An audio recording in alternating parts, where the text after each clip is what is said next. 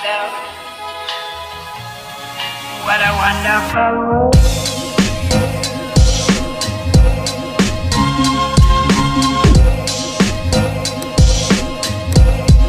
What a wonderful.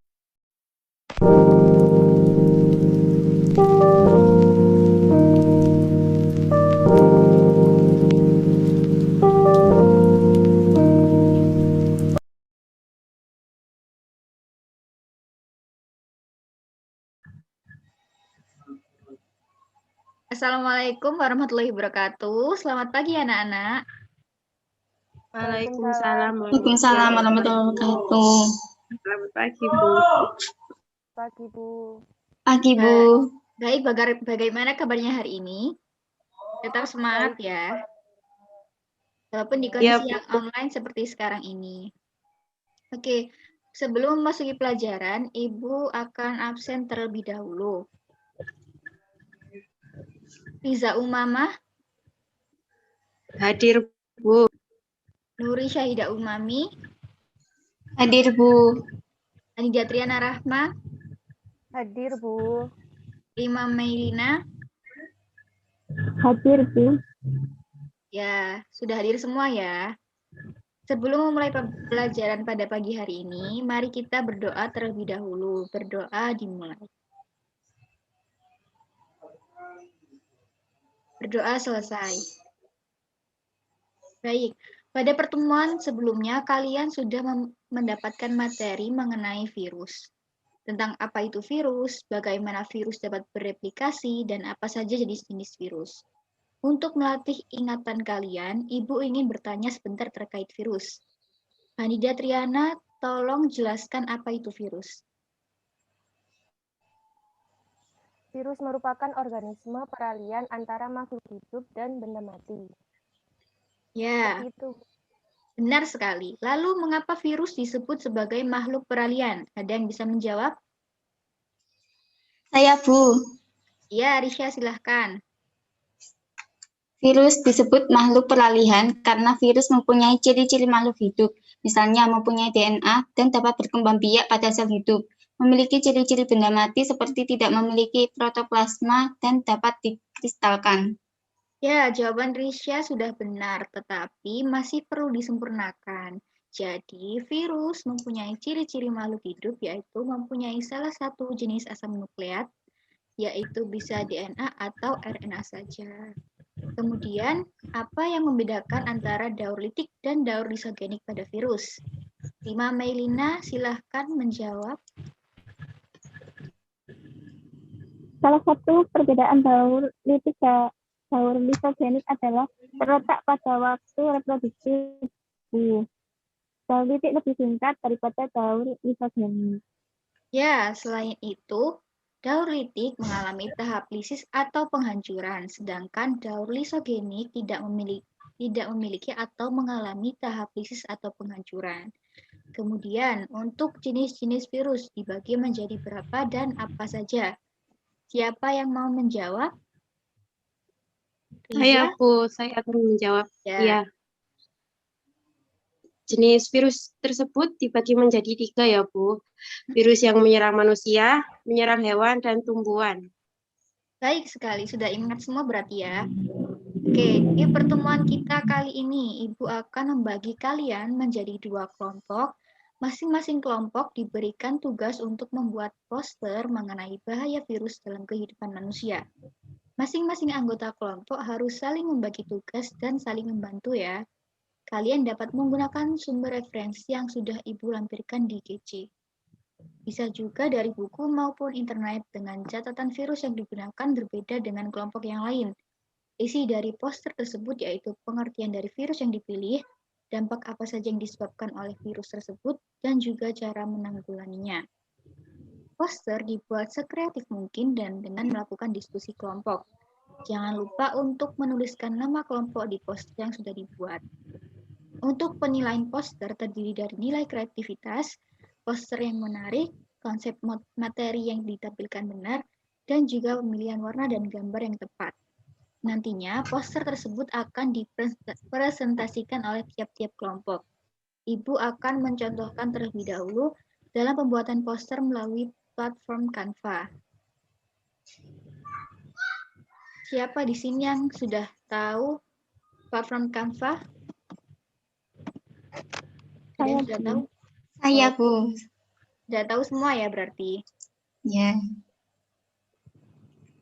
Apakah perlu saya jelaskan kembali atau cara-caranya?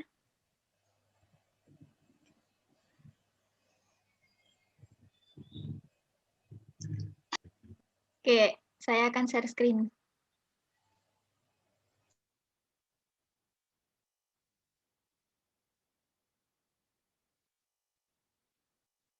Apakah halo, anak-anak? Belum terlihat, Bu. Mohon maaf. Oke, ditunggu ya. Masih loading.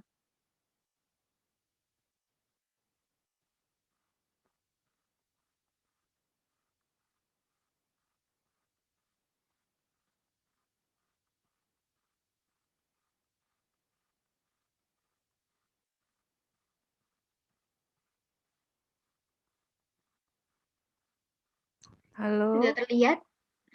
Belum, Bu. Belum, Bu.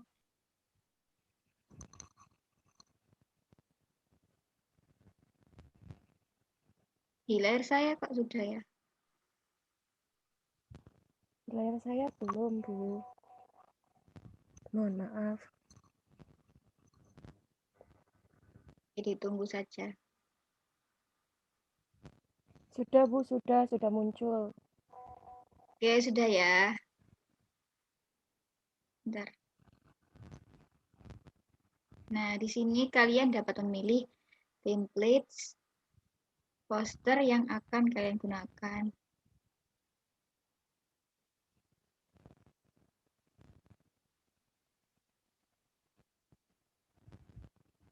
Misalnya poster ini, poster. Kita klik.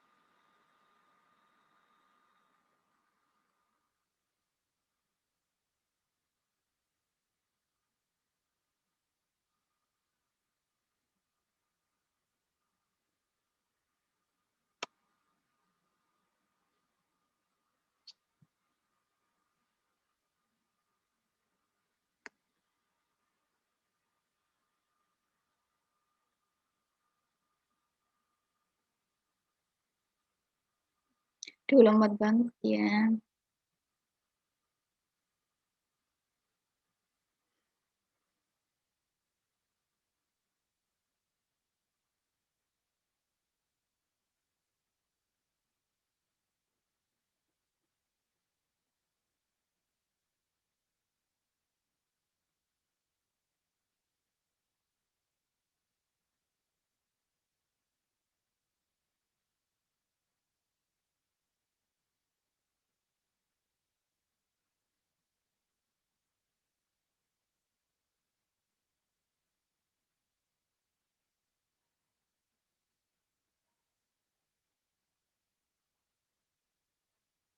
Nah, ini sudah muncul. Jadi kalian bisa memilih salah satu dari template yang sudah ada. Kemudian kalian bisa menggantinya dengan kata-kata kalian sendiri. Sudah pada mengerti kan cara penggunaannya? Baik, Bu. Bisa dimengerti. Oke, kalau begitu, Ibu stop share screen.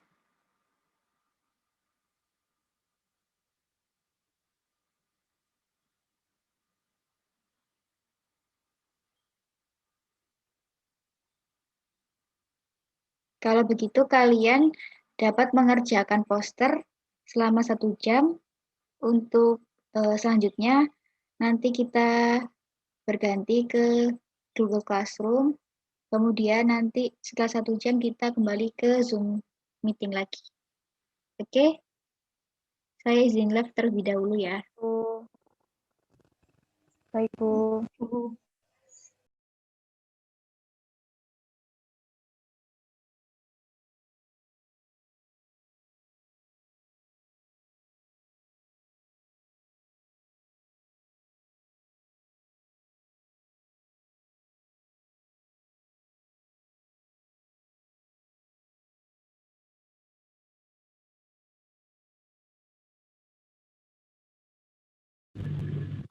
Baik, sudah 1 jam berlalu. Silahkan. Apakah sudah kumpul semua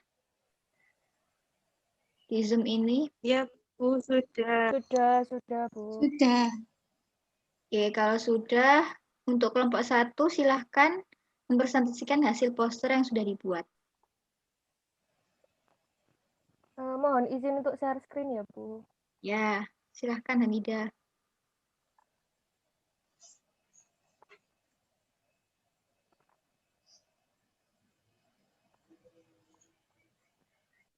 Apakah sudah muncul? Sudah. Sudah. Baik, silakan Baik, kami dijelaskan. dari Ya, Bu. Baik, kami dari kelompok 1 ada saya Riza Umama dan teman saya Hanida Triana Rahma akan menjelaskan tentang virus HIV atau AIDS.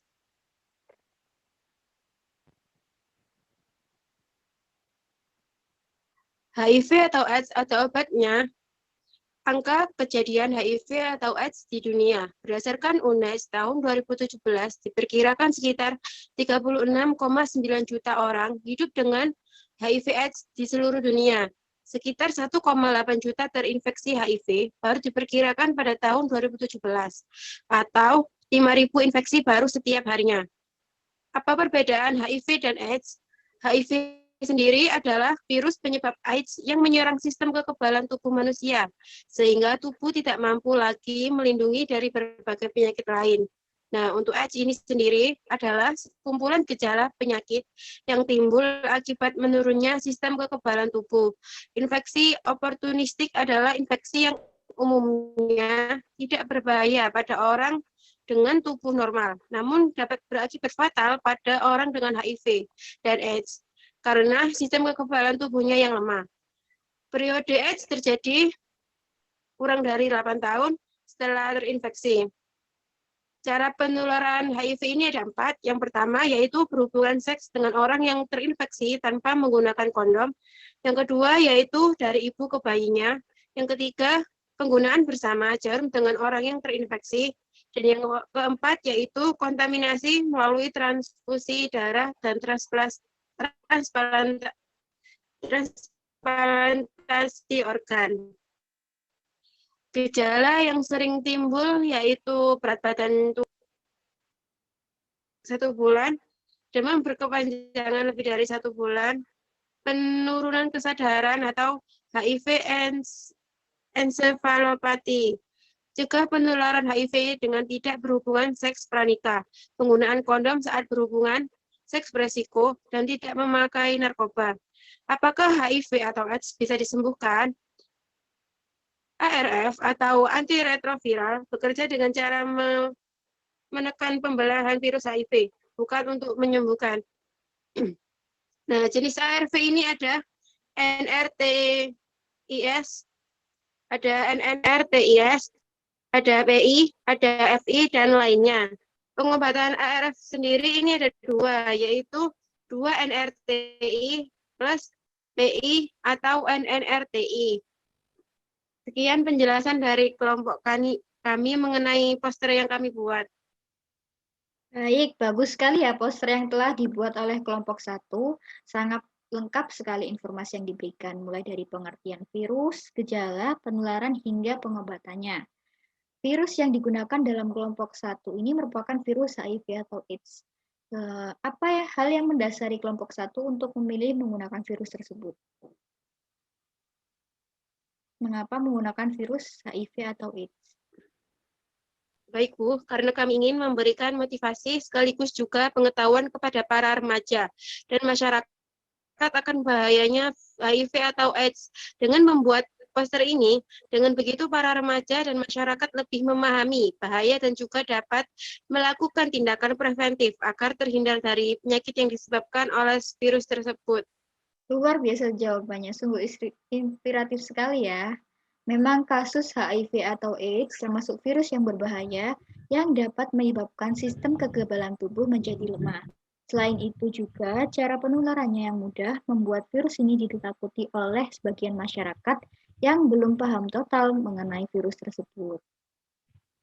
Mereka menganggap jika berkontak fisik dengan penderita HIV, maka akan tertular virus. Kondisi inilah yang menyebabkan penderita HIV atau AIDS sering dikucilkan oleh masyarakat. Padahal faktanya virus HIV hanya menular melalui hubungan seks yang bersiko dengan penderita, kemudian juga menggunakan jarum suntik yang tidak steril sebagai media penularan virus HIV. Maka dari itu, perlunya pengetahuan dan konsep yang tepat tentang penularan virus ini menjadi sangat penting untuk diinformasikan kepada masyarakat. Melalui pembuatan poster diharapkan dapat memberikan pengetahuan sekaligus juga motivasi kepada masyarakat untuk tetap menjaga pergaulan agar terhindar dari hal-hal yang tidak diinginkan.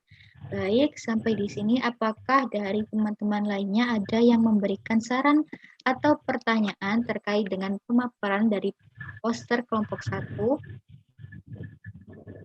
Saya Ya, silahkan Rima.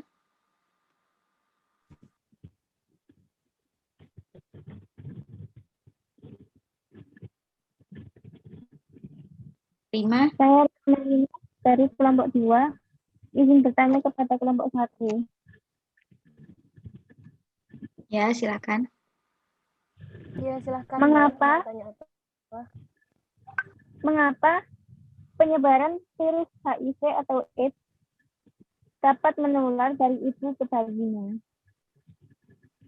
Baik, sekian pertanyaan dari saya. Baik, saya akan menjawab pertanyaan dari Rima. Karena virus HIV atau AIDS paling mudah ditularkan melalui darah. Janin dalam kandungan ibu mendapatkan asupan makanan dari darah melalui plasenta. Dari peristiwa itu, virus HIV akan mudah bertukar dari darah ibu ke bayinya. Sehingga ibu dengan penderita HIV atau AIDS dapat menularkan penyakit tersebut ke bayinya. Seperti itu. Baik, bagus sekali penjelasannya. Virus HIV ini dapat menular melalui cairan saat berhubungan badan maupun darah melalui jarum suntik yang tidak steril, yang merupakan media penularan virus tersebut. Penularan dari ibu ke bayinya dapat terjadi karena yang sudah dijelaskan oleh Hanida tadi, bahwa melalui darah ibu ke bayinya selama mengandung. Jadi bayi makan melalui plasenta, di mana plasenta ini jalan menuju ke bayinya. Bisa juga dalam proses persalinan dan juga pada saat menyusui. Baik, sampai di sini apakah masih ada pertanyaan lagi? Tidak ada, Bu. Ya, oke. Jika tidak ada, kita akan beralih ke kelompok 2. Silakan untuk mempresentasikan hasil poster yang sudah dibuat. Kelompok 2. Baik, sebentar, Bu. Ya.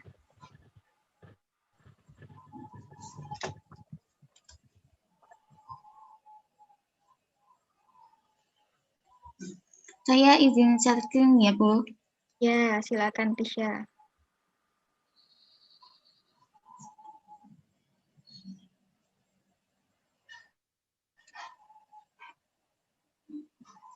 Apakah layar saya sudah terlihat? Belum, Mbak. Belum, Syah.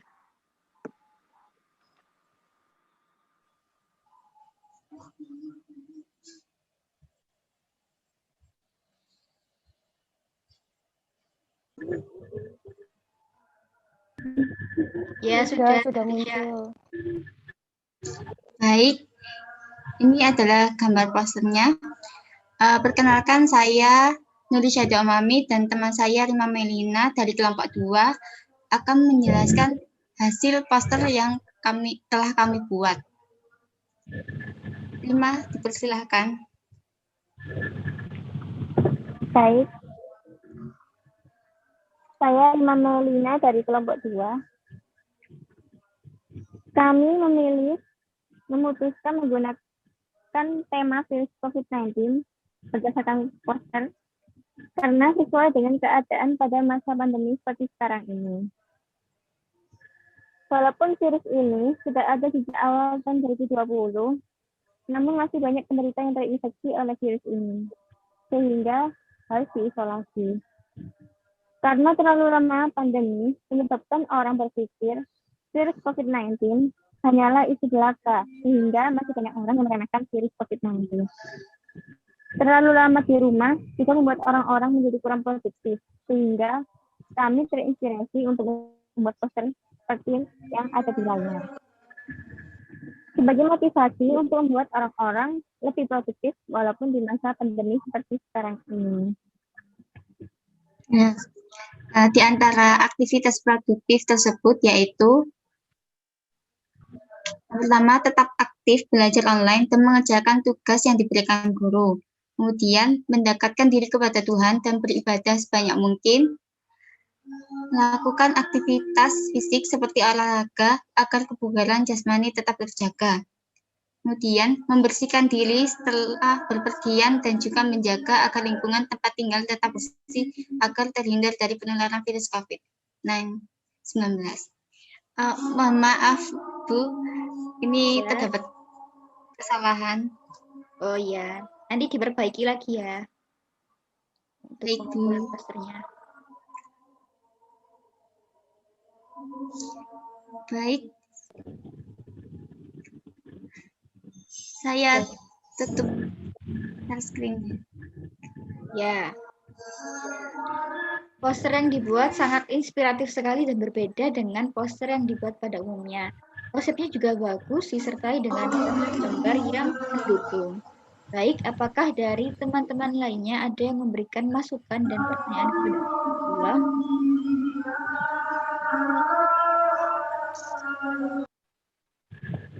Saya ingin bertanya, Bu. Ya, silahkan. Saya dari kelompok 1 ingin bertanya kepada kelompok 2. Pada saat ini kan sudah ditemukan vaksin virus corona. Ada beberapa pegawai dan juga tenaga pendidik yang sudah divaksin. Namun ada beberapa juga yang belum. Saya ingin bertanya, apakah ada syarat khusus jika ingin melakukan vaksinasi virus COVID-19 ini ya, Bu? Maaf, untuk materi bisa dijelaskan. Terima kasih. Baik, silahkan kelompok 2 untuk menjawab pertanyaan dari kelompok 1. Baik, saya perwakilan dari kelompok 2, Rima, akan menjawab pertanyaan dari kelompok 1. Ada beberapa syarat khusus orang yang boleh divaksinasi, yaitu orang yang sehat, yang tidak pernah terpapar virus COVID-19, dan tidak mempunyai penyakit bawaan, serta tidak memiliki juga memiliki tekanan darah yang normal. Ya. Baik, sekian jawaban dari saya. Bagaimana kelompok 2? Kelompok 1 maksudnya? Bisa dipahami. Oke. Ya, bisa dipahami. Baik, jawaban Rima sudah benar. Saat ini banyak pegawai dan tenaga pendidik yang sudah divaksin. Manfaat dari vaksin tersebut adalah untuk menciptakan respon antibodi, mencegah terpaparnya virus COVID-19, menghentikan virus, dan juga melindungi orang di sekitar kita. Tentunya pemberian vaksin ini ada syarat-syarat khusus yang harus dipenuhi seperti yang sudah dijelaskan oleh Rima tadi. Sedangkan untuk orang-orang yang tidak boleh divaksin diantaranya yaitu ibu hamil dan menyusui, orang-orang yang mengidap COVID-19, orang yang mengidap penyakit kronis, orang yang mengalami gejala ISPA, dan juga orang yang mengalami alergi berat, serta orang yang memiliki tekanan darah tinggi. Oke, sampai di sini masih ada pertanyaan untuk kelompok 2? Tidak ada, Bu. Tidak ada, Bu. Jika tidak ada, Terima kasih kelompok 1 dan kelompok 2 yang sudah membuat poster dengan sangat baik dan diskusi yang berjalan dengan lancar. Keberadaan virus-virus tersebut hingga sekarang masih belum ada obatnya. Hanya ada vaksin untuk meningkatkan kekebalan tubuh dan juga obat untuk menekan perkembangan virus seperti tadi ARV untuk penyakit HIV. Maka dari itu, pentingnya untuk menjaga kebersihan, menjaga pergaulan, dan tetap mengikuti protokol kesehatan agar terhindar dari penularan virus yang tidak kita inginkan. Untuk kegiatan selanjutnya, kalian dapat mengecek Google Classroom untuk mengumpulkan poster yang sudah dibuat dan juga mengisi kegiatan evaluasi pembelajaran kita pada pagi hari ini. Apakah ada pertanyaan terkait dengan pembelajaran kita hari ini? Belum, Bu. Tidak ada, Bu. Baik, jika tidak ada, maka saya tutup pembelajaran kita kali ini. Jangan lupa untuk jaga kesehatan dan jangan lupa untuk mengumpulkan poster serta hasil evaluasinya. Terima kasih. Selamat pagi. Wassalamualaikum warahmatullahi wabarakatuh. Waalaikumsalam warahmatullahi Warahmatullahi wabarakatuh. wabarakatuh. Terima kasih, Bu. Terima kasih, Bu. Sama-sama. Terima kasih Bu Guru. Audio Jungle.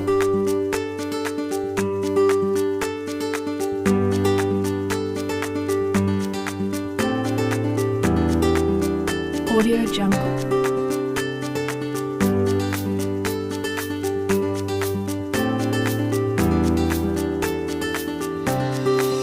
Audio Jungle.